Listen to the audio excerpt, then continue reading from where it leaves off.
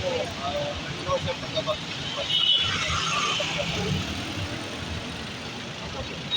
Kita lang kayo, sir, ha?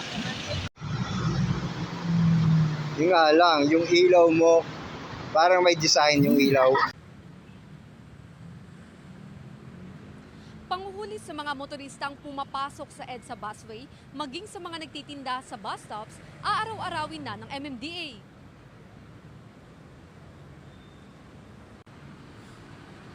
Bukod sa mga hinuling motorista dahil sa disregarding traffic signs, kinumpiska rin ng MMDA yung mga tindang gulay at prutas na nasa EDSA bus stops dahil nagiging sanhi rin ito ng pagsikip ng mga daanan.